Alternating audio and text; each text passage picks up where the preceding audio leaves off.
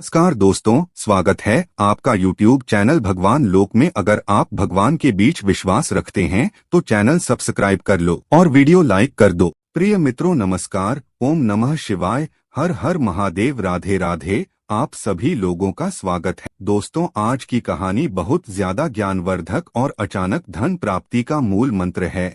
आज किस वीडियो में हम बात करेंगे आखिर औरत का कौन सा अंग बेशर्म होकर दबाने या चूसने से अचानक अपार धन की प्राप्ति होती है। लोग औरत का कौन सा अंग दबा और चूसकर अमीर बन जाते हैं। जो भी मनुष्य औरत का यह अंग दबाता या चूसता है उसके घर में माँ लक्ष्मी का हमेशा वास रहता है और माँ लक्ष्मी की कृपा दृष्टि उन पर सदैव बनी रहती है।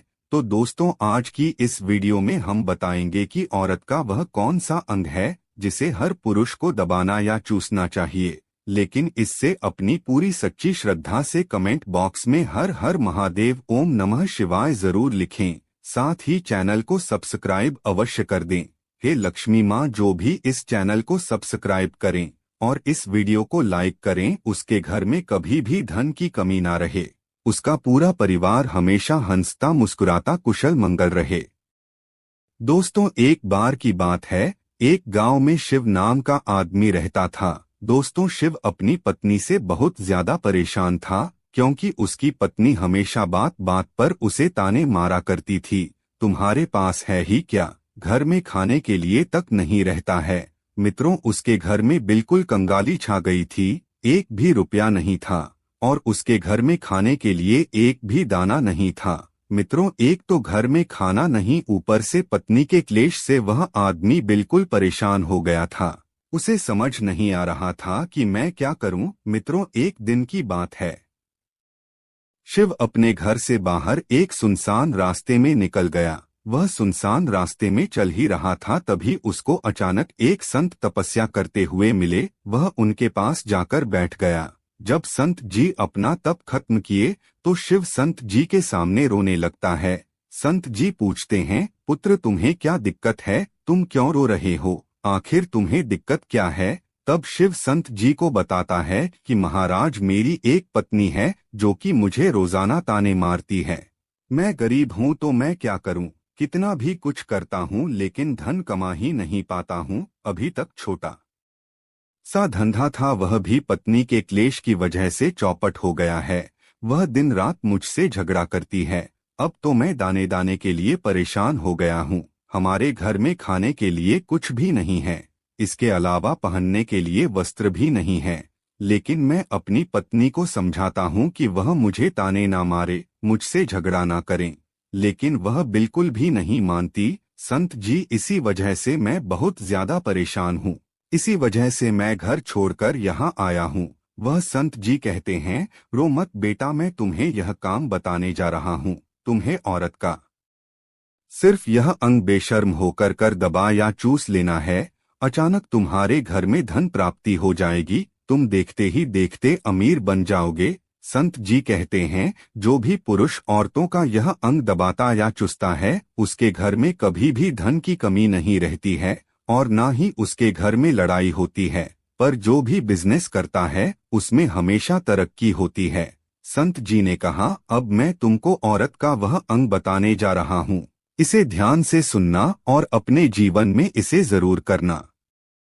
तब शिव संत जी महाराज की बातें बहुत गौर से सुनता है और कहता है, जितना जल्दी हो सके मुझे यह बता दो। दोस्तों, तभी संत जी महाराज उसे आदमी को एक कहानी सुनाते हैं और बताते हैं, एक नगर में एक किसान रहता था। उसके बहुत सारे खेत थे जिस पर वह दिन रात मेहनत करता था। उसके घर में किसान और उसकी पत्नी रहा करते थे। उसे किसान और उसकी पत्नी में आपस में बहुत ज्यादा प्रेम था। उसके घर में किसी भी प्रकार की लड़ाई झगड़ा या क्लेश नहीं होता था। इसी वजह से उसके घर में सदैव माँ लक्ष्मी का वास रहता था और उसके खेतों में इतनी ज्यादा पैदावार होती थी कि वह दिन प्रतिदिन और अमीर होता जा रहा था। उस किसान और उसकी पत्नी ने इतना प्रेम था कि आसपास के लोग उन्हें देखकर जल जाया करते थे। धीरे धीरे उसके पूरे गांव के लोग जान गए कि किसान और उसकी पत्नी में बहुत ज्यादा प्रेम है। धीरे धीरे यह बात उसे नगर के राजा तक पहुंच गई। दोस्तों, किसान और उसके पत्नी की बात जब राजा के पास पहुंचती है तो राजा भी उसके प्रेम की काफी ज्यादा तारीफ करते हैं। वह सभी से बताते हैं कि हमारे नगर में एक किसान और उसकी पत्नी रहते हैं जिनमें कभी भी लड़ाई झगड़ नहीं होते हैं। उन दोनों में आपस में इतना प्रेम है कि मैंने ऐसा अपनी जिंदगी में कभी भी नहीं देखा। एक बार की बात है, राजा पूरे नगर में दुग्गी पिटवाते हैं कि इस नगर में जितने भी लोग हैं वह सभी अपने घर में घी का दिया जलाएंगे। राजा की पत्नी पूछती हैं कि आप ऐसा क्यों कर रहे हैं, सबके घर में भी का दिया क्यों जलवा रहे हैं। राजा अपनी पत्नी की बात सुनकर कहते हैं, दीपक प्रेम की निशानी होता है। जिसके घर में घी का दीपक जलता है उसके घर में सदैव प्रेम बना रहता है। और मैं चाहता हूं कि जो प्रेम किसान और उसकी पत्नी के घर में है वह हमारे पूरे नगर में रहे, पति और पत्नी के बीच। इसीलिए मैं हर घर में दीपक जलवाना चाहता हूं। दोस्तों, राजा के सैनिक जाते हैं और हर जगह नगर में डुग्गी पीट देते हैं और कहते हैं सभी के घर में रात भर घी का दीपक जलाना चाहिए। दोस्तों, राजा की बात मानकर सभी नगर वासी अपने घर में दीपक जला देते हैं। लेकिन जैसे ही आधी रात होती है सभी के दिए बुझ जाते हैं, लेकिन किसान के घर का दीपक वैसे ही जगमगाता हुआ जलता रहता है। दोस्तों, दीपक हमेशा किसान की पत्नी जलाती थी। किसान की पत्नी किसान को बहुत यार तो करती थी लेकिन उसकी बात नहीं मानती थी। वह हमेशा अपनी मनमानी करती थी। उसका जो भी मन करता था वह वही काम करती थी। लेकिन किसको इस बात से कोई भी दिक्कत नहीं होती थी क्योंकि किसान बहुत समझदार था। किसान सोचता था यदि मैं अपनी पत्नी को रोक टोक करूंगा तो घर में बेवजह ही लड़ाई झगड़ा होंगे, क्लेश होगा, दुख। तो इसी वजह से कई चीजें किसान अपनी पत्नी की अनदेखा करता था। किसान इस वजह से अनदेखा करता था कि उसके घर में प्रेम हमेशा बना रहे। एक दिन की बात है, राजा और रानी शाम के समय अपने महल में चढ़कर पूरे नगर का नजारा देख रहे थे। उन्होंने देखा कि सारे नगर में किसी के घर में दीपक नहीं जल रहा है, लेकिन किसान के घर में दीपक जल रहा है। तब राजा अपनी रानी से बोलता है कि देखो, किसान और उसकी पत्नी के घर में दीपक जगमगा रहा है लेकिन पूरे नगर में कहीं भी दीपक नहीं जल रहा है। इसी से पता लगता है कि किसान और उसकी पत्नी में कितना प्रेम है। तब राजा की पत्नी राजा से बोलती है कि जो किसान और उसकी पत्नी में प्रेम है वह किसान की पत्नी की वजह से है और इसी वजह से किसके घर में इतना ज्यादा प्रेम है। मित्रों, जब राजा रानी की बात सुनता है तो कहता है, नहीं, तुम्हारा सोचना गलत है। जो प्रेम किसान के घर में है वह उसकी पत्नी की वजह से नहीं है बल्कि वह किसान की वजह से है। रानी, यहाँ पर किसान बहुत ज्यादा समझदार है, आपका सोचना गलत है और यही वजह है जो कि उनके घर में कभी भी लड़ाई झगड़ा नहीं होती है। मित्रों, राजा कहता है किसान समझदार है और रानी कहती है किसान की पत्नी समझदार है। दोस्तों, इसी तरह कुछ देर चलता रहा। राजा कह रहे थे किसान समझदार है, रानी कह रही थी किसान की पत्नी समझदार है। इसी बात को लेकर राजा और रानी के बीच काफी झगड़ हो गया। इसके बाद रानी ने राजा की दाढ़ी उखाड़ ली और राजा ने रानी को उठाकर झोटवा पकड़ के पटका। इसके बाद राजा कहता है, हम लोगों को झगड़ा करने की जरूरत नहीं है, क्यों न हम किसान और उसकी पत्नी की परीक्षा ले ले। सारा दूध का दूध और पानी का पानी हो जाएगा। लड़ाई करने के बाद इस बात पर राजा और रानी दोनों सहमत हो गए और दोनों की परीक्षा लेने के लिए तैयार हो जाते हैं। तब राजा अपने महल में जाता है और एक पुरुष सैनिक को बुलाता है और पुरुष सैनिक से बोलता है कि तुम किसान के पास जाओ और जो प्रश्न मैं तुमसे बोल रहा हूँ वह तुम सेठ को बोल देना। वह पुरुष सैनिक बोलता है, ठीक है महाराज। वह पुरुष सैनिक राजा की बात सुनकर किसान के पास जाता है। उसे समय किसान की पत्नी खेतों में गई थी, लेकिन किसान की कुछ तबीयत ठीक नहीं थी, इस वजह से वह खेतों पर नहीं गया था। इस समय पुरुष सैनिक किसान के घर पहुंच जाता है और किसान से कहता है, मैं राजदरबार से आया हूँ, राजा साहब ने मुझे भेजा है। तो दोस्तों किसान कहता है, बताइए मैं आपकी क्या सेवा कर सकता हूँ। आप बैठ जाइए, मैं आपके लिए पानी लेकर आता हूँ। तब वह सैनिक किससे बोलता है कि नहीं, तुम कुछ भी मत लाओ, मैं राजा का सैनिक हूँ, बस आपके पास राजा का समाचार लेकर आया हूँ। तब किसान कहता है, ठीक है सैनिक, आप मुझे बताओ राजा साहब ने मेरे लिए क्या समाचार भेजा है। सैनिक कहता है, किसान, राजा साहब ने यह बोला है कि यदि तुम अपनी पत्नी को छोड़ देते हो तो राजा जी आपको बहुत सारे हीरे जवाहरात और साथ में तुम्हारे जमीन से 2 गुना ज्यादा जमीन राजा जी आपको गिफ्ट में देंगे। इसके अलावा राजमहल का आधा हिस्सा भी आपको दिया जाएगा। लेकिन जो सेठ ने जवाब दिया वह सुनने लायक है। सेठ ने कहा, राजा जी अपना पूरा राजमहल मुझे क्यों न दे दे, लेकिन मैं अपनी पत्नी को नहीं छोड़ूंगा। जाओ और अपने राजा से कह दो किसान ने ऐसा कहा है। सैनिक जाता है और राजा को सारी बातें बताता है। इस समय रानी वहां पर सैनिक की बात सुन रही थी। सुनने के बाद रानी ने कहा, आपने किसान की तो परीक्षा ले ली है, लेकिन किसान की पत्नी की परीक्षा नहीं ली है। इस तरह से हम कैसे पता कर सकते हैं कि कौन समझदार है।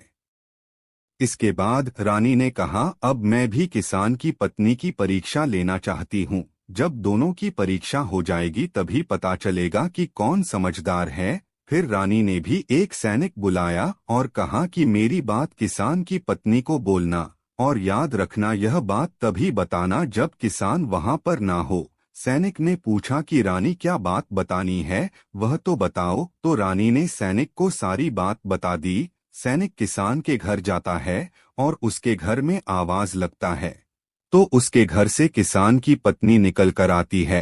कहती है, बताओ क्या हुआ, क्यों ढिंढोरा पीट रहे हो। तो सैनिक ने कहा कि मैं राजमहल से आया हूँ, मुझे रानी ने भेजा है। किसान की पत्नी ने कहा, बताओ किस लिए आए हो। तब सैनिक ने कहा, रानी ने बोला है, यदि तुम अपने पति किसान को मार देती हो तो आपको बहुत सारे हीरे जवाहरात रानी आपको देंगी, और साथ में राजमहल का आधा हिस्सा भी आपको मिलेगा। इसके अलावा जितनी भी आपकी जमीन है वह तो आपकी रहेगी ही, लेकिन उसका 2 गुना जमीन भी रानी आपको देगी। यह बात सुनकर किसान की पत्नी तैयार हो जाती है। कहती है, ठीक है, यदि मुझे इतना कुछ रानी साहिबा देंगे तो मुझे मंजूर है, मैं अपने पति को मार दूंगी। तब सैनिक पूछता है कि रानी को कैसे पता चलेगा कि आपने अपने पति को मार दिया है। तभी किसान की पत्नी बोलती है, मेरे घर में जो दीपक जल रहा है, जब मैं किसको मार दूंगी तो उसे बुझा दूंगी, तभी आपको पता चल जाएगा कि मैंने किसान को मार दिया है। अब सैनिक किसान की पत्नी की बात सुनकर राजमहल जाता है और रानी को सारी बात बताता है। किसान की पत्नी की बात सुनकर रानी बहुत अचंभित हो जाती हैं। राजा और रानी को स्त्री जात से नफरत होने लगती है। उसी समय राजा अपने नगर के सभी लोगों को बुलाता है और कहता है कि मैं चाहता हूं कि मेरे और मेरे पत्नी की वजह से किसान की जान ना जाए। तुम लोग ऐसा करो, उसे किसके घर जाओ और सारी बातें बता दो और उसे किसको बचा लो, वरना किसान की पत्नी उसे मार देगी। इधर सैनिक किसान के घर जाते हैं और सोचते हैं कि किसान की पत्नी किसको तो रात में मारेगी और दिया बुझाएगी। इससे पहले ही हम किसान के घर में पहुंच जाते हैं और किसान को बचा लेते हैं। मित्रों, जैसे ही राजा के सैनिक किसान के घर पहुंचते हैं तो देखते हैं कि किसान तो मरा पड़ा हुआ है। तो सैनिक किसान की पत्नी से बोलते हैं कि तुमको तो किसान को रात में मारने के लिए बोला गया था, लेकिन आपने अभी किसान को क्यों मार दिया। तब वह किसकी पत्नी बोलती है कि किसान को तो मुझे मारना ही था, रात में तो मुझे सिर्फ दिया ही बुझाना था, इसलिए सेठ को तो मैं दिन में ही मार दिया है। सभी सैनिक तुरंत ही किसान के घर से दौड़े दौड़े जाते हैं और राजा रानी को सारी बातें बताते हैं। राजा और रानी क्रोध से आग बबूला हो जाते हैं और दोनों को स्त्री जात से घृणा होने लगती है। इसके बाद राजा और रानी किसान की पत्नी को बंदी बनाकर लाने के लिए अपने सैनिक से कहते हैं। सैनिक जाते हैं, किसान की पत्नी को बंदी बनाकर ले आते हैं। राजा किसान की पत्नी से पूछता है, ऐसा तुमने क्यों किया? तुम लालची औरत हो, तुम्हें पैसों से प्यार है, तभी किसान की पत्नी ने जवाब दिया और बताया कि मुझे तो किसान को पहले ही मारना था। वह तो मैं कोई बहाना ढूंढ रही थी, क्योंकि किसान की आदतें बहुत खराब थी। वह मेरे साथ बहुत खराब किया करता था। तो राजा ने कहा, ऐसा क्या करता था किसान? तो किसान की पत्नी ने जवाब दिया, वह मेरे नाक का ऊपरी हिस्सा अपनी उंगली से हमेशा दबाया करते थे। इसके अलावा किसान एक काम और मेरे साथ करता था, वह है किसान मेरे कान का पिछला हिस्सा अक्सर अपनी जीभ से स्पर्श किया करता था, मतलब चाटता था। राजा ने पूछा, यह बताओ, जब आप लोग गरीब थे तब क्या किस आपके साथ यह काम करता था? तो किसान की पत्नी बोलती है, नहीं महाराज, तब ऐसा नहीं करता था, तब बहुत किसान अच्छा था। तो राजा ने कहा, मैं समझ गया कि किसान ऐसा क्यों करता था। उसी समय संत जी ने शिव से पूछा, तुम्हें कुछ समझ में आया? औरत का कौन सा अंग दबाने तथा चूसने से लोगों को अचानक धन प्राप्ति होती है? तो शिव ने कहा, हे संत जी, मुझे अभी समझ में नहीं आया। तभी संत जी कहते हैं, अगर अभी समझ नहीं आया तो मैं फिर से आपको बताता हूँ। किसान अपनी पत्नी के साथ पहला काम करता था, वह है उसके नाक के ऊपरी हिस्से को अपने उंगली से दबाता था। तो जिस भी मनुष्य के घर में पैसों की इल्लत है, उसे अपनी उंगली से औरत के नाक के ऊपरी हिस्से को जरूर दबाना चाहिए। दोस्तों, औरत के नाक के ऊपरी हिस्से को बहुत ही शुभ माना जाता है। औरत के उसे अंग पर मां लक्ष्मी का वास होता है। इसी वजह से जो यह काम करता है वह हमेशा धनवान पुरुष बन जाता है। दूसरा काम है, जो भी पुरुष औरत के कान का पिछला हिस्सा अपने जब से स्पर्श करता है, उसके किस्मत के द्वार खुल जाते हैं, उसे अचानक धन की प्राप्ति होती है। ऐसा इसलिए होता है क्योंकि औरत के कान के पिछले हिस्से में माता लक्ष्मी का वास होता है। जब आप ऐसा करते हैं तो माता लक्ष्मी आपसे प्रसन्न हो जाती हैं और आपको अपार धन देती हैं। और आपने एक बात तो जरूर सुना होगा, औरतें माता लक्ष्मी का रूप मानी जाती हैं। इसी वजह से इस संसार में जो भी मनुष्य यह दो पवित्र काम करता है, उसका घर धन से भर जाता है। जो कि आपने कहानी में सुना, किस भी अपनी पत्नी के साथ करता था। लेकिन आप जब भी ऐसा काम करें तब आपको अपनी पत्नी से सारी चीज बात कर करना चाहिए, अन्यथा आपके जीवन में किसकी तरह अनर्थ भी हो सकता है। तो दोस्तों, आज की है ज्ञानवर्धक वीडियो आपको कैसी लगी हमें कमेंट में जरूर बताना। साथ ही कमेंट में जय मां लक्ष्मी, हर हर महादेव, ओम नमः शिवाय लिखना ना भूलें। दोस्त, तो भगवान के नाम पर कंजूसी नहीं करनी चाहिए। जो भी इंसान भगवान का नाम कमेंट में लिखता है उसका जीवन सफल हो जाता है।